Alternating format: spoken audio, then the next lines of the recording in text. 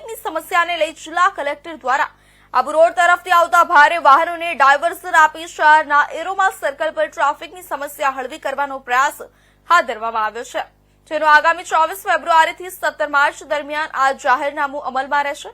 Palanpur aroma circle પર ટ્રાફિકની સમસ્યા દિન પ્રતિદિન પેચીદી બનતી હોવાથી સ્થાનિક આગેવાનો જાગૃત નાગરિકો દ્વારા આ ટ્રાફિકને હળવું કરવા માટે સીએમ કક્ષા સુધી રજૂઆત કરવામાં આવી હતી, જેને લઈ જિલ્લા કલેક્ટર મિહિર પટેલ દ્વારા આગામી ધોરણ 10 અને 12ની બોર્ડની પરીક્ષાને ધ્યાને રાખીને ટ્રાફિકની સમસ્યાને નિવારવા માટે આબુ રોડ તરફથી આવતા ભારે વાહનોને ડાયવર્ઝન આપવામાં આવ્યું છે, જેમાં ડીસા તરફ જવા માટે ભારે વાહનોને ચિત્રાસણીથી વાઘરોલ ચોકડીથી ચંડીસર થઈ ડીસા તરફ જઈ શકાશે, જ્યારે અમદાવાદ તરફ જતા ભારે વાહનોને જૂના આરટીઓ સર્કલ બ્રિજ ઉપર થઈ ધનિયાણા ચોકડીથી રતનપુર ચોકડી, લાલાવાડા, બનાસ ડેરીથી જગાણા થઈ અમદાવાદ તરફનું માર્ગનું જાહેરનામું તારીખ 24 ફેબ્રુઆરી 2025 થી 17 માર્ચ 2025 દરમિયાન અમલમાં રહેશે।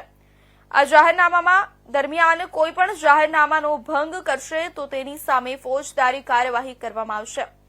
બનાસકાંઠા જિલ્લા કલેક્ટર મિહિર પટેલ દ્વારા શહેરના ટ્રાફિકને ધ્યાને લઈ તેમજ આગામી દિવસોમાં ધોરણ 12 અને 10ની બોર્ડની પરીક્ષાને અનુલક્ષીને ભારે વાહનો ઉપર પ્રતિબંધ મૂકવામાં આવ્યો છે।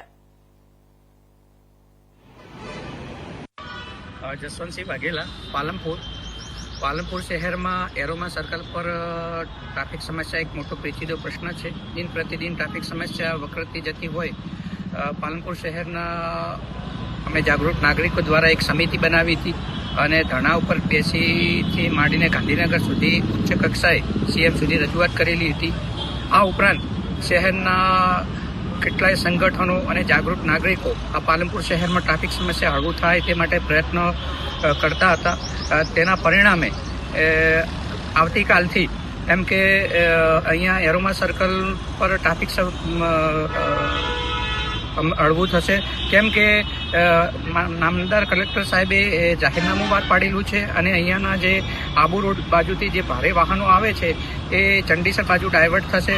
તેનાથી આગામી સમયમાં જે બોર્ડની પરીક્ષાઓ શરૂ થઈ રહી છે તેમાં વિદ્યાર્થીઓને પણ એનાથી ફાયદો થવાનો છે અને આમ પબ્લિકને પણ આ ટ્રાફિકમાંથી છુટકારો મળવાનો છે તે ચોક્કસ છે। આ માટે અમે પ્રશાસન અને માનનીય મુખ્યમંત્રીશ્રી અને અહીંયાના લોકલ પદાધિકારો અને સત્તાધીશોનો આભાર માનીએ છીએ। સીએમ સુધી રજૂઆત કરી છે? હા, અમે ગયા હતા ને, અહીંયા મેં આગળ કહ્યું એ પ્રમાણે મેં એક સમિતિ બનાવી હતી અને સમિતિના માધ્યમથી સીએમ સુધી રજૂઆત કરી હતી અને સીએમએ અમને ચોક્કસ કહ્યું હતું કે ભાઈ અમે આગામી દિવસોમાં તમારો પાલનપુર શહેરનો પ્રશ્નોનું ઝડપી હલ થાય તે માટે પ્રયત્નશીલ છીએ। બાયપાસ બનતા થોડો સમય લાગે તેમ છે, તેથી હાલ પૂરતું પ્રશાસન જોડે સંકલન કરી અને અહીંયા જાહેરનામું બહાર પડશે અને તે રીતે જાહેરનામું બહાર પડ્યું અને આવતી 24થી તેનું પાલન પણ થવાનું છે એ ચોક્કસ।